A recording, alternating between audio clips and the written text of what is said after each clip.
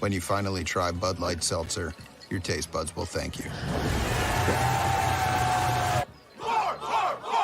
In their own special taste bud way. To the live stream. Hey, it's a live stream. We're on. I think we're on. We're on. Hey, it is the 28th day of August. It's 9:10 a.m. It's the Power Trip After Party. It's Friday, and we are brought to you by Bud Light Seltzer. Thank you very, very much. How else can you start a party? I started a party early. Bud Light Seltzer. Yeah. I can't believe the initials game today. I'm so pumped about it. I can't even tell you how much it's going to make my weekend better. Chris, how you feeling, man? You crushed it today. Yeah, I feel like I need to look back at my last 24 hours and see what the hell I did. Because today I was clear-headed. I think all seriousness, I didn't poop before the show. I still have to go right now. In fact, I'm turtle-heading a little bit. I'm wondering if maybe I need that kind of tension in my body. It's the shorts. I'm telling you.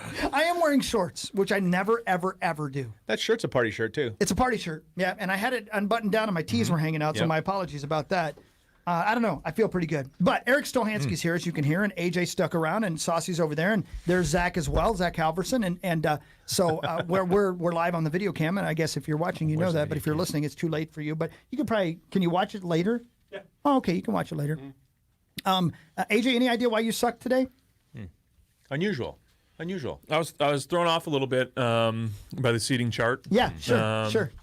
There's a lot of pressure. You know, Paul and I carried for 10 weeks. Yeah. That was a lot of pressure as well. Dude, I know. I almost pooped the my crank. pants just now. I farted. You are going to poop your pants, dude. I gambled and almost lost. I can let you. Oh, dude. The Marvin Harrison one, I completely blew. I had that after Clue 2, and I thought he was baiting us all the way up to directly associated with a Manning seems so obvious that I was like, Marvin Harris. Well, he's a What else is masturbator. it? There's no doubt about it. I mean, I thought he was baiting us too. so it was The mask ain't going to help you. 279 changed again, Chris. God. That Mark Hamill is much harder than I expected. Mark Hamill. So the Mark Hamill one, this is where I got caught up. I thought it was all I had in my head was what's the character, the Darth Vader character in Hot Shot, or not Hot, in Spaceballs. What's his name? Dark Helmet. Dark Helmet. That's right, all yeah. I could. I thought that's where he was going, and I'm like, Rick what the Moranis, man. fuck? That guy's Who? great. But so Rick Moranis. Rick yeah. Moranis. Yeah. I just couldn't get Dark Helmet out of my head, and I just couldn't go from there. All right. Question for you, Hawk. Yes, sir. Just because you're familiar with Merle Haggard, right? Of course. Was that name in your head? Haggard. No, I did not Okay. have him down. I had the one that kept sticking in my head that I had to push out was Mark Harmon, and the other reason is because Corey is such a fan of Summer School, the movie, that I thought for sure he'd throw that in, but maybe he's used it in the past. I'm not sure. Doesn't he steal home in Summer School? Mark Harmon, doesn't he steal home in that? Something like that. Somebody with baseball. Yeah. Is Summer School with Rodney Dangerfield? No, that's Back to School. That's a Back to great School film. with Sam Kinison in it as well. Yeah. Yeah. That's a great film. Yeah. Summer School, Mark Harmon played like a substitute teacher. That's right. Right? Yeah. But he was something to do with baseball. It's something like that, in there. and it was like, I get those movies all mixed up I because can't there was so remember the many plot. that was the same. But he was voted like the sexiest man in the world at one point or something. But anyway, Eric Stolhansky's here, and last time we asked you a bunch of questions regarding making movies and stuff like that. So I want to kind of go back there, but in a different way. Okay. As somebody who loves comedy, obviously, tell me some movies that you love. Huh. Like in comedy or anything? Any movies, Anything, yeah. okay. But specifically comedy, I guess, too, Yeah, sure. I mean, I'm a huge Paul Newman fan. I don't know. I mean, it's kind of old-timey. Probably no one listening here knows who Paul Newman is. sure. But Yeah, Slapshot, I love his Dressing guy. lemonade. right? His lemonade's phenomenal. He talks about it all the time. It's unbelievable. It is. It's the greatest lemonade of all time. I buy it every single time I go to the store. And he's got spaghetti sauce is great. Yeah. Chocolate chips are great. The French dressing. He used to make these great kick-ass movies like Butch Cassidy and Sundance The Kid. Color of Money. Color of Money, Slapshot. Yeah. Slapshot, Yeah. The Hustler, Yeah. Cool Hand Luke. He made these cool movies. Paul Newman and Randy Newman related? Twin brothers. Not at all. Twin brothers. No. Oh, they are? Identical? No, I just think they're the same person. Not at all. Not at all. No, So I don't know, some Randy recent Newman's ones, like a 1. Paul Newman's a 10. And a half. There you go. Yeah, Yeah, he's, yeah, a yeah. handsome, Half, he's a at least, handsome yeah, he is, bastard. yeah. Cool ass Right. blue eyes. I wouldn't now. Good-looking guy. He's Good-looking guy. dead. I know. It's unfortunate. He made this great movie too with Bruce Willis. Nobody's Fool, I think it was called. Really kick-ass movie. Later in his life. Really? Yeah, really great movie. Melanie Don't know that Griffith, Bruce Willis. It's a great movie. That's weird because he and Robert. Loja. No, is it Robert? The guy who's in Butch Cassidy with him. Robert Redford? Robert Redford. Yeah. Still, their entire life still were goddamn handsome. Yeah. Up until the moment that Paul Newman died, he was still sexier than me. Is Redford 85 still years with us? old. Yeah, right. Redford's still with us. Yeah. Isn't he? Yeah. And he Yeah, made yeah. some great movies. Oh, yeah. Yeah, no kidding. Yeah. Those were cool dudes. I thought The those were like Natural. cool dudes. Yeah. The Natural's a great film. I feel like those are like cool movie stars, right? Yeah, when right. those guys were like making they're movies, old they're like Hollywood. cool Yeah, movie yeah, stars. yeah. Big Naturals is great as well. Wait, he's in that? He is, yes. man. I am too. After you see my shirt unbuttoned. During yeah. the initials game, you starred in Big Naturals. I apologize. I didn't know it was unbuttoned that far. I apologize. So did Super Troopers, the first one, come out in 2001? 2001, yeah. We're going to talk about some other movies that came out in 2001 as well. Okay. Okay. Sure, let's do it. Because I wonder for you guys, like, once let me even back up because Super Troopers was not the first film you guys did. Yeah. Did that other film lead to Super Troopers being made? If you know what I mean. Yeah, definitely. We made a movie called Puddle Cruiser that went to Sundance in 1997. Speaking of Robert Redford, right? That was Isn't he his Sundance? Puddle Cruiser? No, right, Sundance, yes. I think, was Yeah, yeah. his bit. Right. Yes, exactly. Yeah. I would love it if Robert Redford was in Puddle Cruiser. Yeah, That'd be great. that would have been great. It was this low budget $100,000 movie that we made, a comedy, but Mm-hmm. it was a very indie film. People sometimes go back to watch it and like, wow, this is what the hell is this? It's like we were trying to figure out where to put a camera. Sure. So it was a great learning experience for us to learn how to make a movie, and then Super Troopers probably wouldn't have had any success had we not already. Tarantino says like he made some movie before Reservoir Dogs, and that I don't know if he finished it, but that was like his film school. Right. Right. Just trying to go out there and trying to figure out how to do it.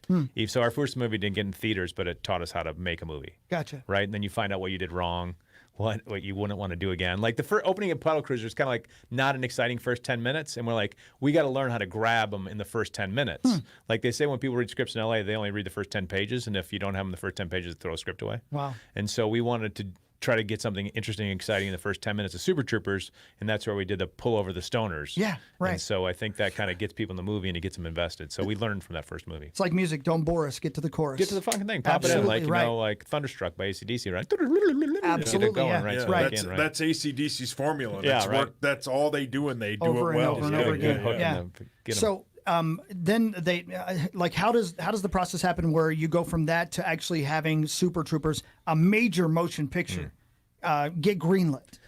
We did the same thing we did with the first movie. We got it. Well, so first we took it out. We wrote the script. Felt we were happy with it. Went out to LA, shopped it around. A lot of studios liked it, so they called us in. They said, "Hey, we read the script's really funny. Let's have a meeting." We come in and they say, "Hey, this script's funny. Hey, who do you think we should have act in it?" Oh no! And we're like, "Us." We Yeah. Oh, wow. And I can't remember, it was Fox or something. They said, "Hey, I'll tell you what. You know what's really hot right now is Ben Affleck and Matt Damon. And if you can get either of them in this script, we really think Ben Affleck would be great for this one part." And they wanted him to play Thorny. Yeah. And so Chandler Sekar, right, who's like, wanted to direct it and play Thorny, was like, and you had to think about it, right? I mean, here we're broke, we're like course. living out of a car, just like totally in debt. And here's an opportunity, like this script that you wrote could get made. They were like, if let's attach Ben Affleck to this, and we'll go make it. And it would have prevented us from like having to wait tables and like live out of our car. I mean, it was an opportunity, and we had to say, it was like, Wow. no, Wow. no, yes, no, no. You know what I mean? It was like Sure. total internal struggle. But then we really were like, we believe we can do it. We had made Puddle Cruiser, figured out how to put the camera, learn how to write a script, and then we figured that, well, we want to be like Monty Python. So we said no, turned it down. We had to go back to waiting tables, just scraping by, find the money, and then go shoot it, and then hope it would get into Sundance, and hope somebody would buy it. And fortunately, all those came together, and we made it independently, got accepted in the Sundance Film Festival, and sold it to Fox Searchlight the day one of the festival. So you made that completely independently before you sold it to a studio? Yes. I did not know that. I didn't know that either. That's Wow, what a phenomenal. gutsy thing to do. Right. And that's in sports terms, that's literally gambling on yourself. Oh, yeah. And you did it and it paid off. Totally, yeah. Wow. I mean, it was the catching lightning in a bottle. I mean, unbelievable. Whose money did you use? So, we then had to that was our thing. You said no to the studio that would have made it. Yeah. Then you got to go try to find money, right? And so we didn't know where to go. There's no Kickstarter back then. Yeah, no Right. Kickstarter back then. And so finally, this guy approached us and said, a friend of his father was retiring from investment banking in New York City, and he was interested in becoming a Hollywood producer. But he had no idea. He was like 65 years old. Dude got out of bank, and he's like, I want to make a movie. You know, he was a funny guy, had done some stand-up comedy, and wanted to kind of make a movie, but he didn't know how. So this guy, our buddy Rob, was like, you should submit your script to him. And we're like, what are the odds? You know, this guy retired investment banking is going to laugh about a bunch of cops that pull pranks on people they pull over. You know, we didn't think he'd really kind of catch our humor. And who knows, you know? Right. Our humor wasn't really out there That's at that point. sweet. And so he agreed to give us $1 million to make the movie independently. You did it for $1 million? Yeah, it's very, very low budget. But You did that for $1 million? Yeah, with How much did stunts it and make then? cars. So we obviously didn't get paid. It made $20 million approximately in the box office, but I think it sold, I don't know, it mostly had its life on DVD. It sold a ton of DVDs. Wow. And that was Imagine right in that. the prime of DVDs. Yeah, too, exactly. That's yeah. when you can actually sell DVDs. I Sure. guess they still sell. Like Super Troopers 2 came out, and Yeah. the home video people were like, God, I didn't even know, like, you guys sold DVDs. Yeah. And this was 2018. I mean, it was surprising. I didn't even think there's a market anymore, but I guess it still is. Was there a bidding war before Fox Searchlight or whomever you said grabbed you guys? I don't know if there was much of a bidding war. I remember the next morning we screened it at midnight at Sundance. It was funny because like Sundance is like, you know, accepts all these pretty heavy films, right? Yeah. Oftentimes like black and white and they're about AIDS or something, you know, like they're Yeah. pretty heavy things. And here we come with this silly comedy about cops that pull people over and pull pranks on them. So they weren't going to put us in the dramatic competition, but they said, we'll put you guys in the midnight screening, which is normally like John Waters films, you know, like just stuff. So we were like, no one's going to go. Who's going to go to a midnight movie? Right? But it turns out that everyone goes to Park City to party, and they show up on Friday night and they go drinking and whatever, you know, they're doing their thing. And like people piled in this midnight movie, which we did not expect whatsoever. And then the next morning, Fox Searchlight said that they were there. They got a really good report of all the people laughing and stuff like that. And we had a talk, and then they made an offer. Wow. So there That's wasn't a sweet. huge bidding war, but Fox Searchlight just said, we'll take it. What a cool thing. It was great. And they do a lot of funny stuff. Like they do, I think they got Napoleon Dynamite the next day. So Searchlight's really good at like going to these festivals and finding these kind of like niche little films. Sideways, Little Miss Sunshine, Napoleon Dynamite. You know, they go Wow. and acquire these movies. That's really, really It's cool. it's a good model.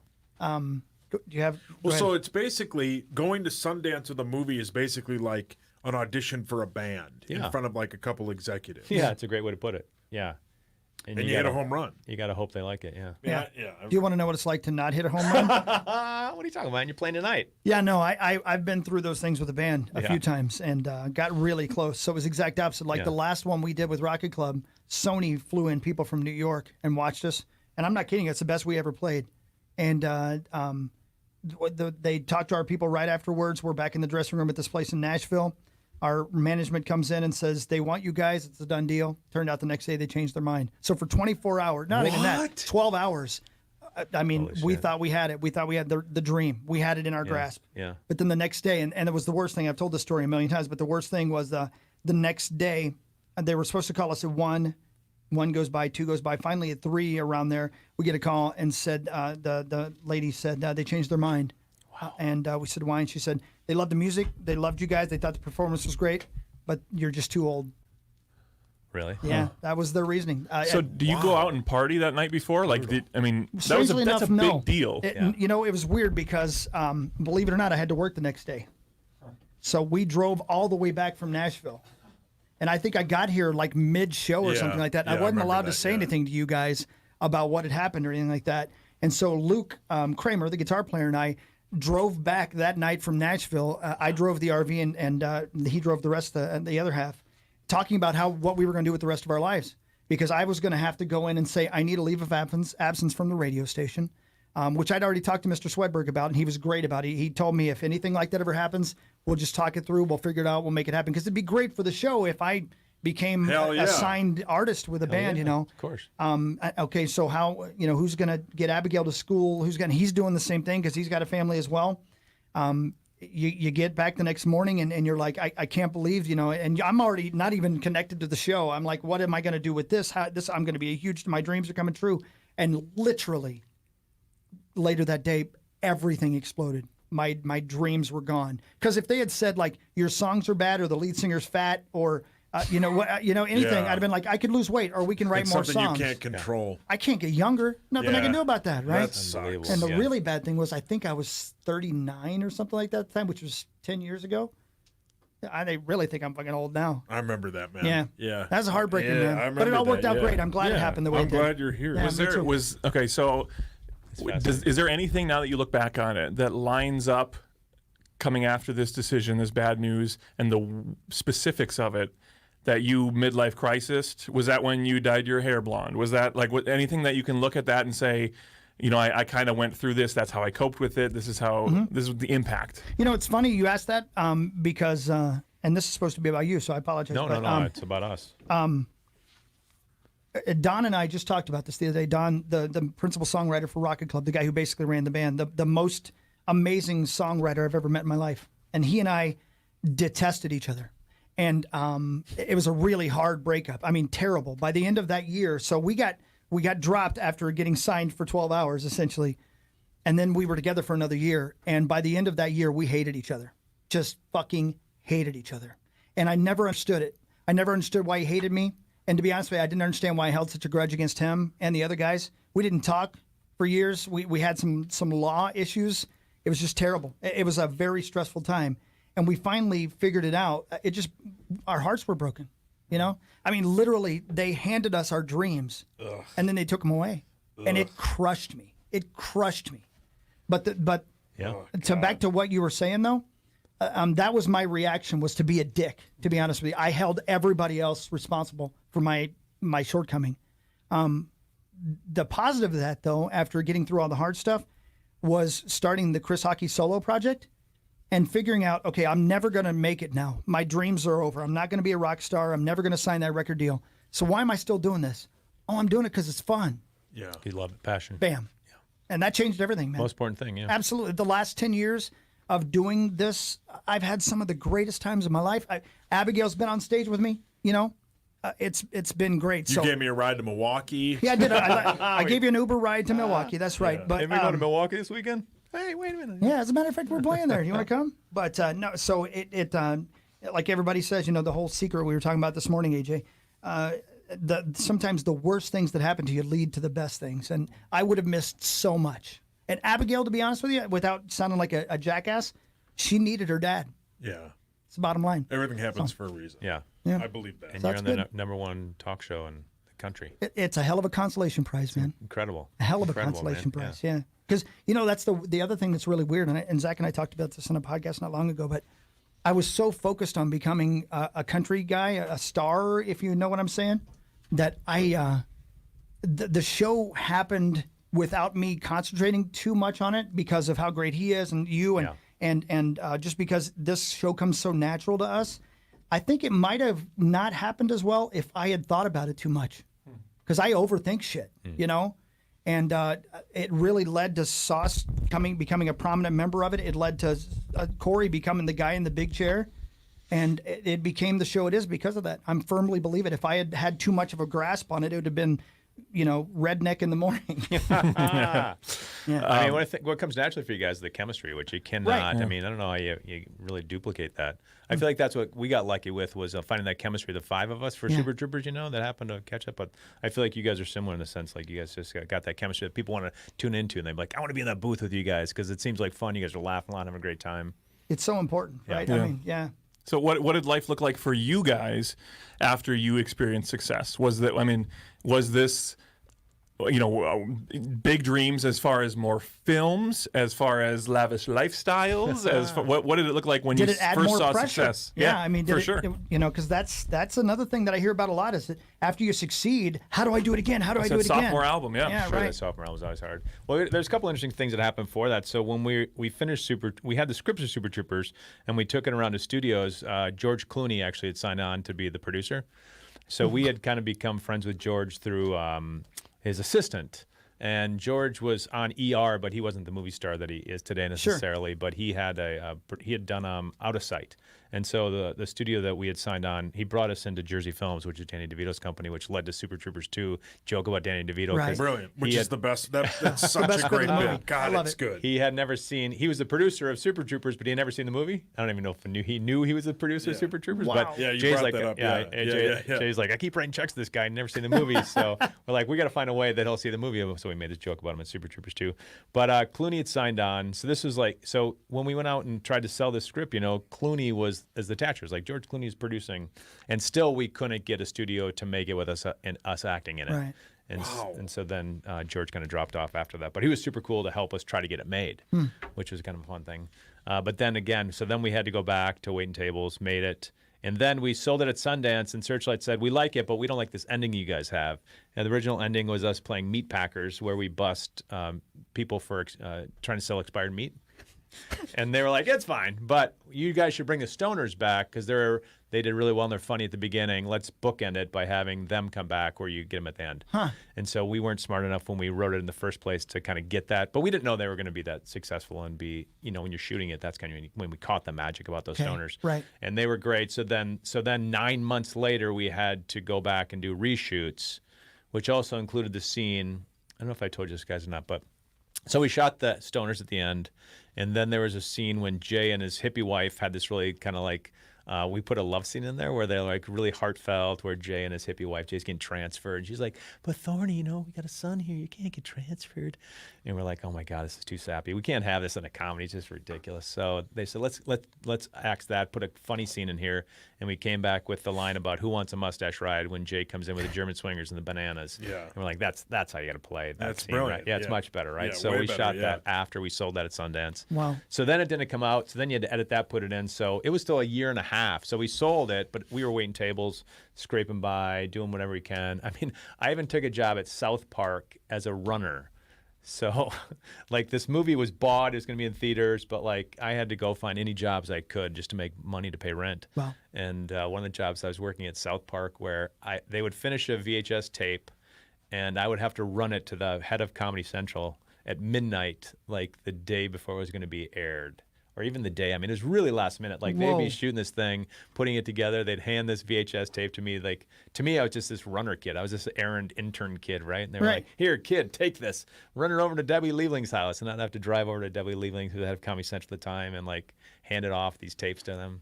Wow. Before the digital era. Yeah, So, that whole documentary about how they make the South Park it's guys great. make an episode is fascinating. So they literally cut it that close every week. All the time, yeah. That's crazy to think of. that's That would insane, drive yeah. me nuts. Those guys are so good at what they do. Yeah. It's so topical. Oh my God, yeah, it really Yeah. would be so last minute. There'd be scenes where they need like just extra voices in a crowd, and they're like, "Hey, intern, get in here. Hey, can you just go hi, hey, hi, ho?" And I just like make Are noise in you the background. kidding me? Yeah, so Do you know which episodes you're? I Could you? can't You couldn't remember. even do it, but I you knew can't it one remember. time. Yeah. yeah. That's pretty damn cool, That though, is man. sweet. They Yeah, I'm just not pull in a anybody. South Park Do- episode. So can you put that on your IMDb? Resume, yeah, like, I mean, right. technically, does Background that voice count? and Yeah, I guess. Yeah. Because you don't have to Technically. say. I mean, maybe you do, depending on what you're using it for. Are you but Mr. Hanky? You can just say I was on South Park. I wish. That sounds a lot cooler than maybe it Hell was. yeah. Yeah, I guess you could say. You're still hey, here. What the hell? I thought you Hey. left. Gonna. Oh, okay. Corey's here. Well, we're almost done. That's okay. One more So thing, anyway, though. so I don't know. So it took a long time. I'm saying it wasn't Yeah. like an overnight success. First thing is, it took 10 years before we were sketch comedy group for 10 years before we even sold Super Troopers, and then it was still a year and a half after that came out, and then even the movie came out, it didn't change our lives because it didn't make that much money. $18 million at the box office is good, but it's not like $100 million where it changes your life, right?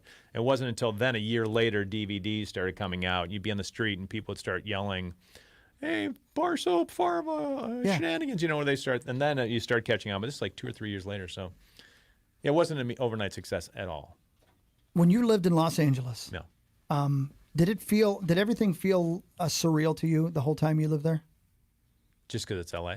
Yeah, like nothing. I lived there for almost exactly 1 year. I'm not even kidding you. August to August. It was almost one calendar year.